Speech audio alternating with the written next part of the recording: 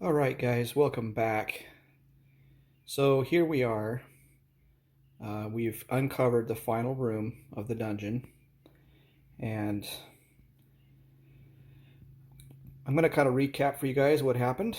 The party moved on over here to the left and traveled up and discovered this room. We, by the luck of the draw, we didn't discover any more hallways. Just two more rooms, our last two rooms. This room in particular, we happened to roll. We happened to draw a 10 on the die roll, and uh, with that 10, with those 10 points, we were able to draw a flaming skeleton from the D&D adventure board games, and that's actually a really tough encounter, and it's making me a little bit nervous. We also were able to spawn a couple of uh, bone piles over here, and both of them ended up being two of these revenants. They're dwarven undead revenants, and one of them we were able to take out with the wizard. She was able to cast Tortured Steps and take out one of them, turn him into a pile of bones, and then last turn, he stood up again and began marching forward again as just a standard skeleton warrior. So far, I've had a pretty easy time of it, but as you can see, things are getting a little bit precarious, and I'm getting a little bit nervous with our situation that we're in. So we went ahead and opened our other door, and in this room is our boss chamber, because it's the final chamber. And here's our Necromancer there with a little skeleton guy coming out of the ground, which is a pretty cool mini, I think. And we also spawned next to him a beast, which ended up being a bugbear. And you can see that bugbear there. That's also from the D&D Adventure board game set. And we spawned a skeleton archer, an elite skeleton archer, a zombie, and two skeletons from bone piles. Now I want to make you aware that I made two adjustments to my rules because I felt like it wasn't quite working the way I was doing it. Number one,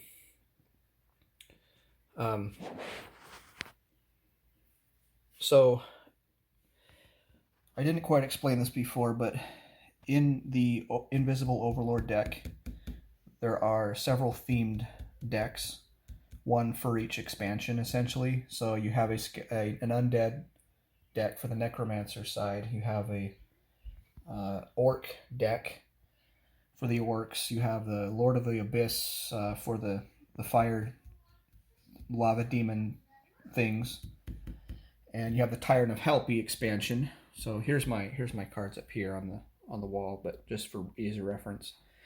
But problem is that now the only way that the skeletons get reinforcements normally is by the bone piles, and my system of generating monsters wasn't working right because the bone piles were never coming out often enough. So I'd be pulling up generating bone pile cards pretty often, and I'd have no skeletons to put out because I had no bone piles. So I made an adjustment to my rule. Rather than spawning them off of my chart, what I'm doing now is every time, if you're in a undead themed dungeon, every time you go into a room and you have leftover monster spawn positions, I'm placing down as many bone piles as, again, the highest level character in your party. So in this case, we're on level 2.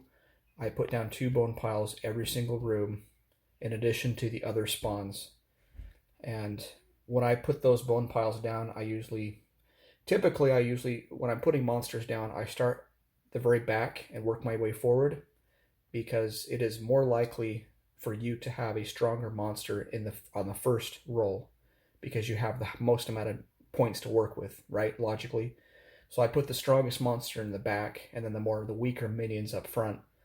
And then the bone pile, I scatter those around wherever I can randomly and whatever's left over. So now, obviously, for example, here you're going to run out of, these red dots, which represent the monster spawn positions. You're going to run out of positions to put skeletons down on, when you get higher levels, and that's just fine because that's as far as I want to take it for this rule. So any leftover red positions are going to get put with skeletons up to your level or until you run out of monster spawn positions, whichever comes first. So that's the first rule. The second rule is the short sword I was equipped with for my fighter Kalis. I felt like it was too much. The reroll 2 dice was too much. It was too powerful, and so I reduced that to reroll of 1 dice for the short sword. So in essence, a dagger will allow you to throw a dagger at an enemy at short range for a 2 dice attack, but you lose the dagger.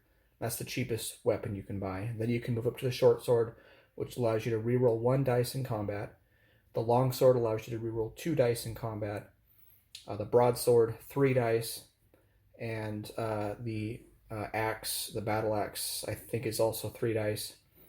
But I have to go back and check those rules. But anyway, I've toned it down just a little bit just to help with the difficulty because I think it was a little too easy there. So that's about it for now. I'm going to go ahead and continue on with my turn. So this is the beginning of a new round, and my heroes get to go first.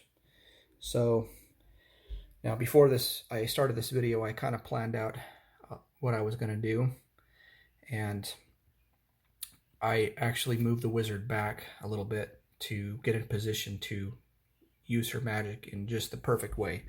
So what I'm going to do with her first is I'm going to move her up 7 spaces. 1, 2, oh boy, that may not work. I was thinking of moving up, but I may not be able to do that. Let me think through this here for a second.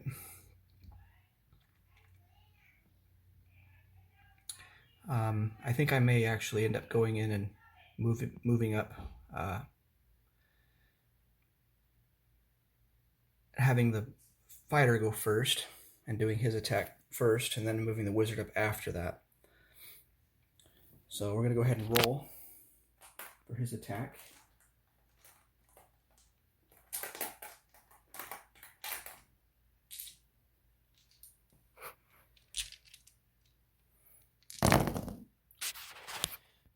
Alright, so 6 beats 5, and 4 beats 2, and 2 and 2 miss.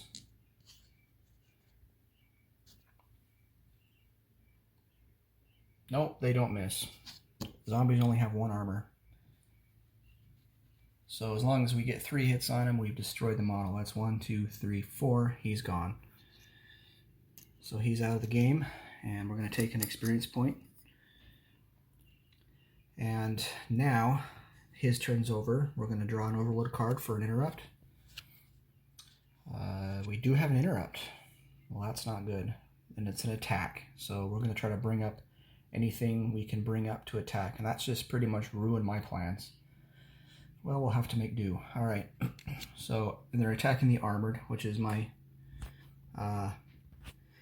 my fighter. So I'm going to bring up whatever I can to get into range to attack him. The bugbear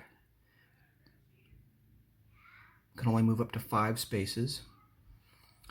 So he's in range, and we have 2. So looks like the only ones that are in range to attack, let's see, this archer here is out of line of sight. Models in this game actually do block line of sight regardless of whether they're friendly or not. So he cannot attack. So it looks like it's going to be between these 3 up here. And because there's 3 options, I'm going to just roll. And they're about equal distance. 1, 2, 3. Well, I suppose the closest ones are my skeleton warrior and my archer. They're the closest to actually attack, so I'm going to pick those 2. because they can get into attack the quickest. So I'll do that. That makes the most logical sense to me. 1, 2, and he'll go ahead and attack with 2 dice. And he got a 6, but I blocked that. 4, and I blocked that. And that's it. He missed. Now my skeleton archer. Now he's tough at range. Skeleton archers roll actually 4 dice for the elites. This is a custom monster. So 4 dice against my 4. And we did a good job there blocking. 2, and miss, and miss, and he missed everything. So that's the end of the interrupt. So maybe things aren't so bad as we thought. All right, so next round is the wizard. She's going to go ahead and move up.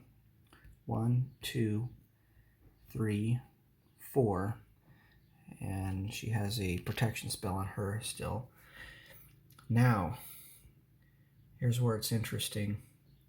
I'm in visible range of 1, 2, 3 figures right now. And because of that, I can cast Death Surge. Now, Death Surge allows me to anything within line of sight and short range. And in this case, though, I can do long range because of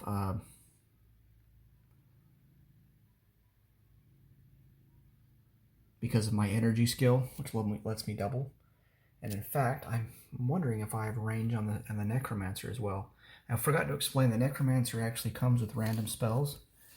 So he gets 4 Necromancer spells drawn randomly. So these are the 4 spells he came with. 1 minor and 3 major.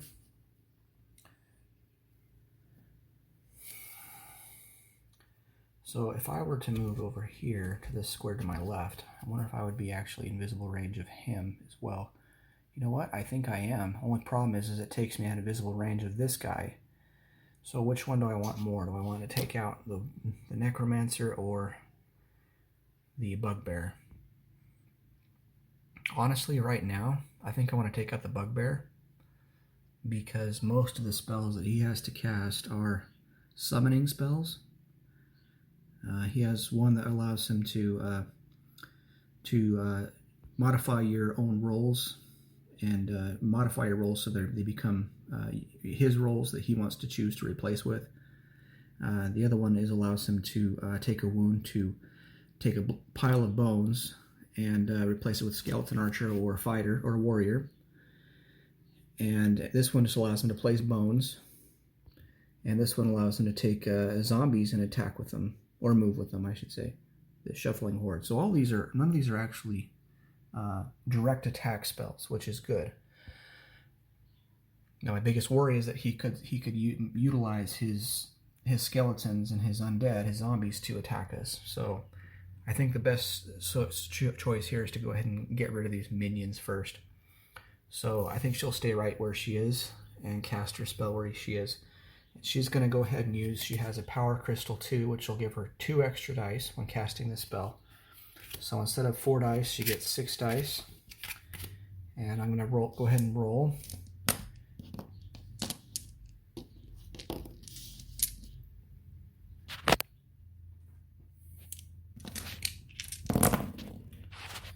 And I'm going to go through each of the enemies and roll for them now. So the Skeleton Warrior, he is going to roll 2 dice. And that was a pretty good roll there. He blocked that one. And he blocked this one. And he has 2 armor. So this one, only 1 hit. That's not good enough to kill him. Darn. So he's going to stand up still. Our archer only has 3 dice on defense. So I'm going to roll for that. Boy, these guys are getting good rolls. Defended that. Defended that. Defended that. So he's still standing. And our Bugbear has 4 dice with 2 armor. So He's pretty well, and he also has 3 wounds, so this is going to be a tough roll here for me to beat. And I got 1 wound, 2 wounds,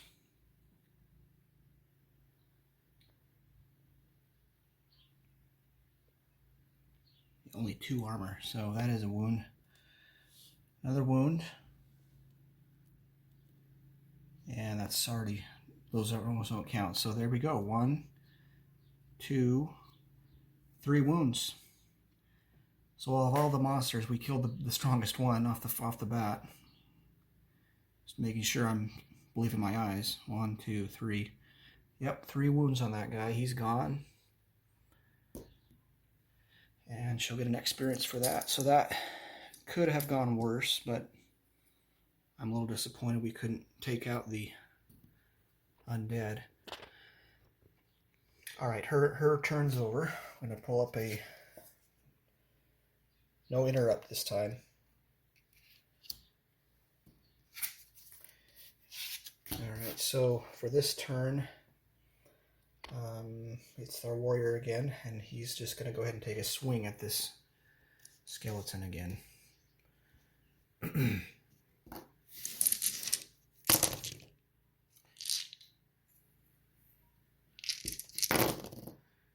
And this time, we got a good hit, I think. A blocked hit. Hit. That's 2. Well, that's enough to bone him, but not eliminate him. So he's out for now. And his turn's over. Invisible Overlord. No interrupt. Alright, our wizard again. And we've used Death Surge. That's no use to us anymore. I think what she's going to do is focus on taking out some of these guys back here, because these guys are really creeping up on us. So she's going to go ahead and cast Tortured Steps again. And the question is who do I cast it on? Now that's going to be, she's got double range on that. Well, yeah, Torture Steps is long range, so that'd be double long range for that.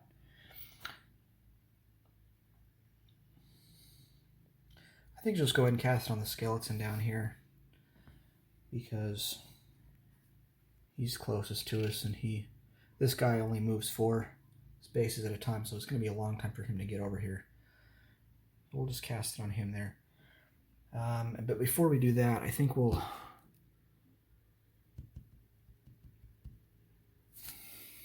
Well, that was a minor spell.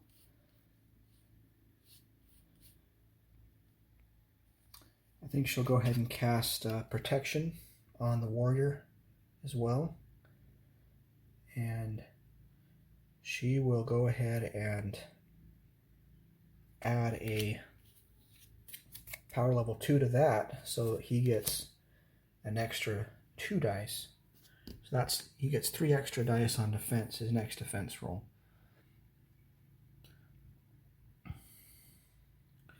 So that should help him out a little bit. But I think even before that, I think we want to move out of harm's way a little bit. I think we'll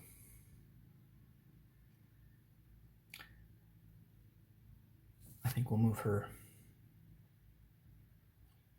1, 2, 3 over to this corner. Just keep her away from line of sight from anything. Alright, that's the end of the round. I'm going to draw 2 Overlord cards now. First one, we have 4 creatures will act. We ignore the number at the top. So it's going to go for Armored and Quest, and it's a surround order.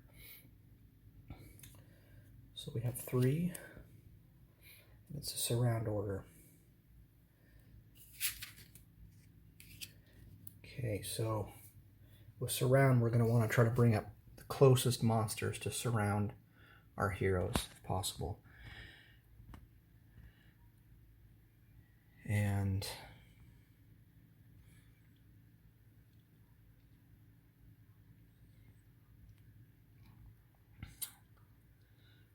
Our archers aren't going to want to move because they're already within range of firing, so they don't need to do anything.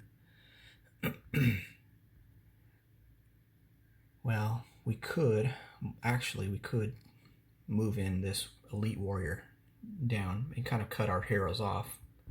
That's what I would do.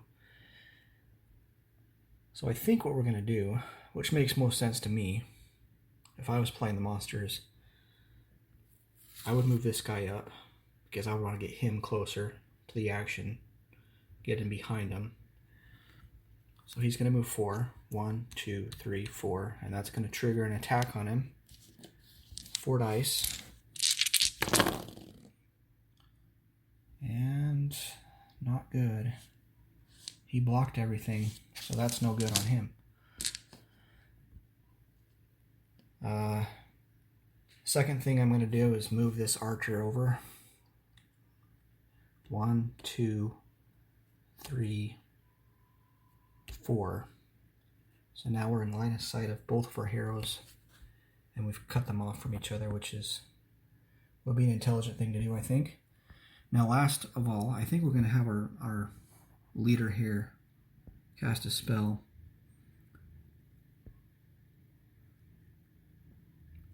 Now, which one I would pick to make most sense to surround us? I don't have any zombies. Unless you count a revenant a zombie. I don't think that's actually considered a zombie, though. We could raise the dead, but I think it actually makes more sense to cast this one, the return to serve. Casting may place 1 pile of bonus counter in any empty square on the board. So I'll go ahead and cast that one. And if we're trying to surround the party,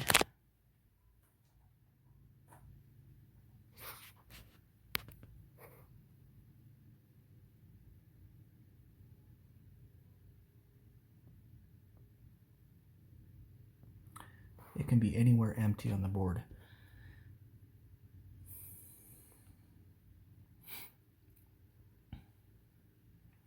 Well, I think it would make sense to put something between him and us, because right now we win if I bring anybody up and kill him, and I've got a free shot right now with the hero to get up there and kill him. So I think I'll go ahead and put this skeleton over here. He's able to block that pathway. In fact, I'll put him right here so that when he does stand up, nobody can pass him because he'll be in his arc. So we'll leave him there. So those are our 3 moves. Actually, this guy's within range, so he'll go ahead and take a shot as well because he's within range of actually shooting. So he'll go ahead and roll 4. And they're going again against armored. So we'll go ahead and roll 4 dice. And that is going to be blocked. Okay, that's the end of that card. I'm going to flip the next card over. And the next card is a support with just 1. This time we do look at the top number. So a support call. Now, in the book, the support, we're supposed to bring in either undead, spawning these guys, but it also says to bring in anybody who's farthest away. And I think it makes most sense to me to start bringing this guy in because he is a tough enemy.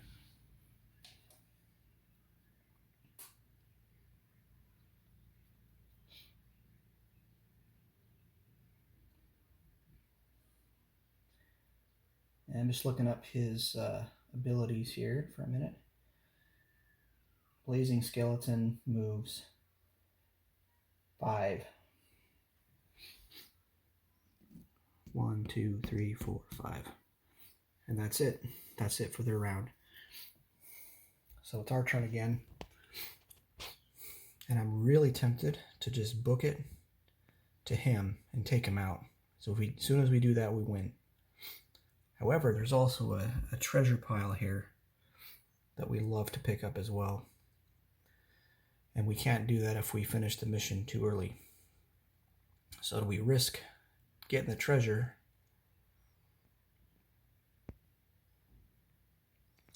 or do we go out and just take out the leader now? He can actually make it. 1, 2, 3, 4, 5, 6. He can't quite make it up to him.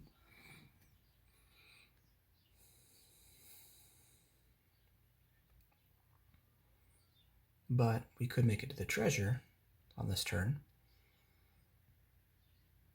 I think we might do that, because these archers are going to have a difficult time getting us at a line of sight. This room is kind of like a maze.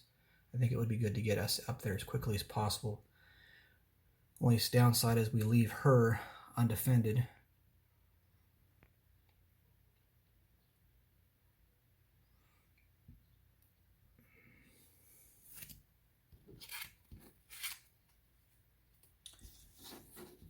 But she does have the blink spell, which means she can get out of there pretty quick. So I think we will do that. I think we'll move my warrior up. 1, 2, 3, 4, 5, 6. And because we're adjacent to a treasure, we're going to draw a card. And we have a level 4 lock on that door.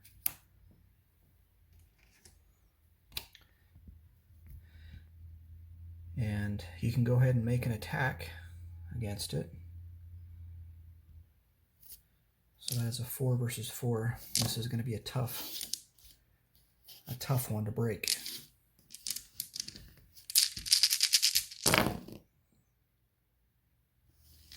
Not good. Well, okay, we'll block that. Hit. Block. Let's see.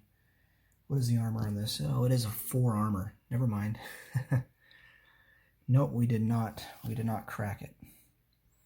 We needed to get higher than 4 to even make a dent in it. We didn't do that. So his turn's done. Overlord card, no interrupt. Now our wizard, I'd like to get up there and start doing some damage to this guy, but I really can't. I don't have any actually offensive spells to use. I have spells on movement, but he's not going to be moving anytime soon. So I think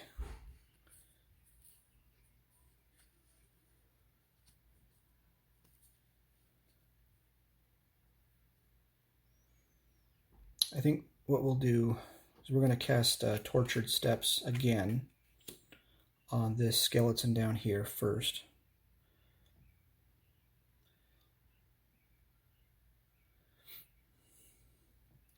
So, move up our markers here. So we'll cast Tortured Steps again on him, so we'll keep him out of the battle. At least have a chance to hit him. And then we'll go ahead and cast Blink. Let's see. Here it is, Blink. Which allows us to move anywhere on a tile, on the same tile. Oh, shoot. I just realized we're not on the same tile. That's not going to work. We are too far.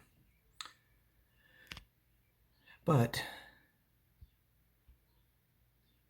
we can move in behind this guy without triggering his arc. So that will probably work. 1, 2. And we'll go ahead and blink now because we're on the tile.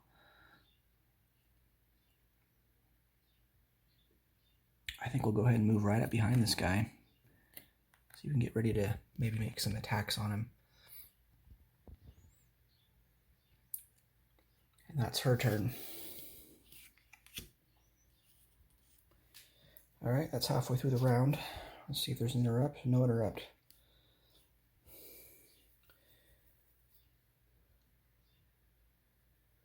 Alright, now the question of the day is, do we go in and take the treasure out again, attempt, or do we go in and take a whack at the boss?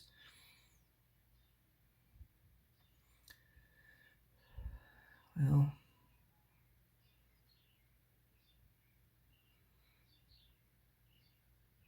I think we have time.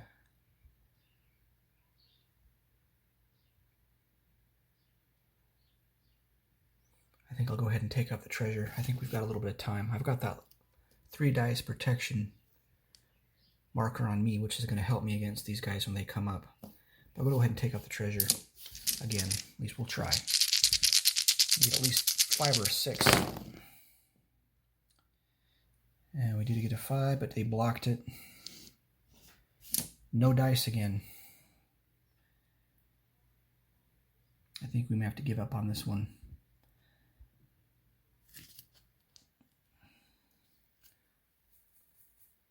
This is when you need a thief.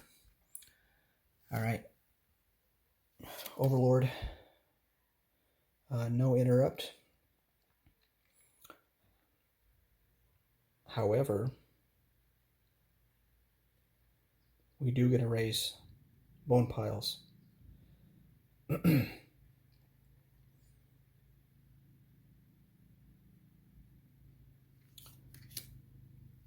2 revenants from bone piles.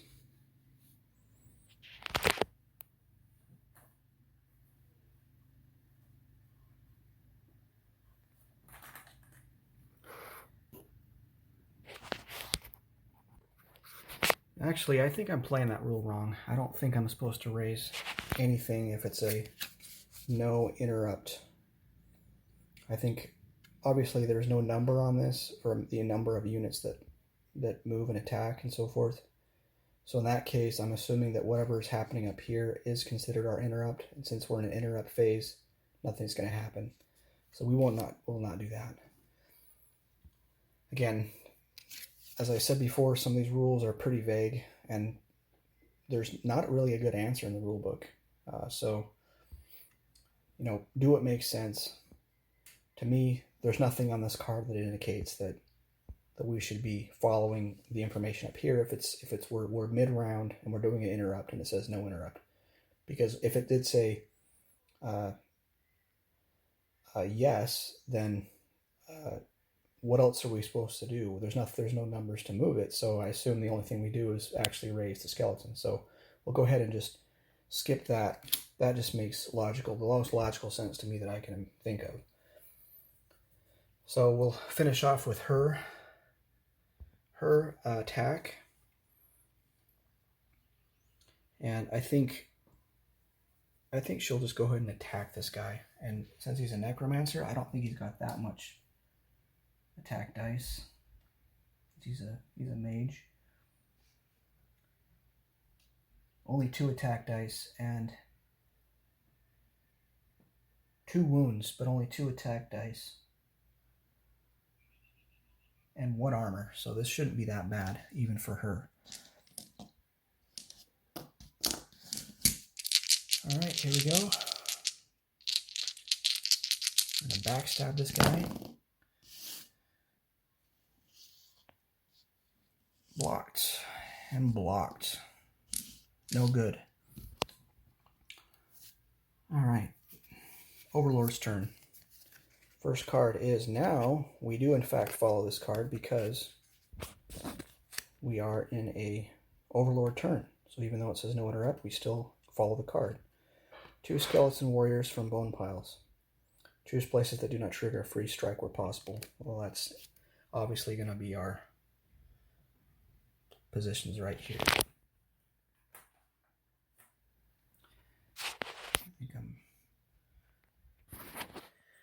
I'll go ahead and pick this guy up, and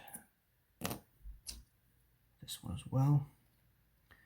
And I think we'll turn them to face our heroes, get them ready to attack. And that's how we do there. And the next card is a 1, and it's going to be a gang up order.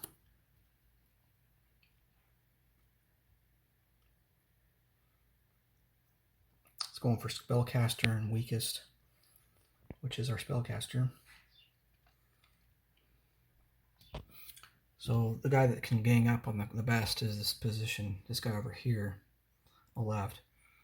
So we'll go ahead and move up. 1, 2, 3, 4. And that's it. That's all they can do. So that was not a difficult round. Okay. Our hero. You know what? I'm just going to go for it. I'm going to go for the leader. I think our position here is getting a little precarious. We've got some pretty lucky rolls so far, but I'm fearing that we're going to have some pretty bad rolls coming up here. And I don't like where our wizard is stuck back in the corner with these monsters moving up. I think we're going to try to finish this here now. So we're going to move him over 1, 2, and take a swing at him. Now he has 2 wounds.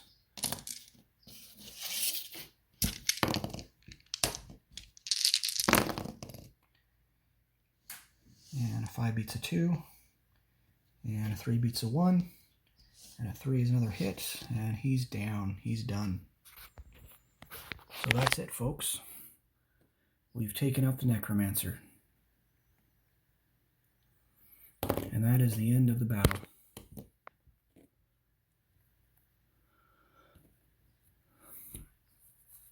So that's the end of the battle. We finished the quest.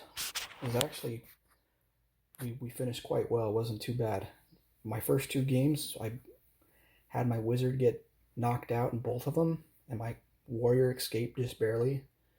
So this is quite a bit of a difference in this game. This has been a lot easier. I don't know if it was just lucky dice rolls. I think that's what it was.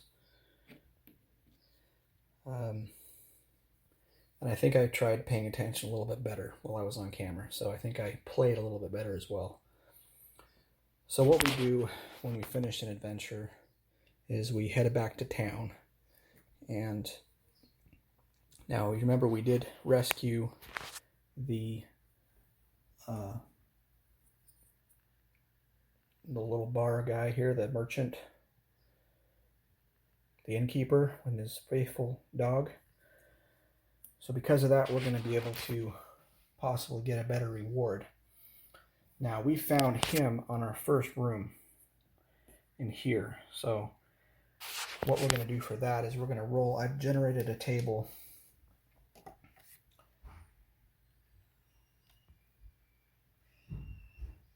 And this table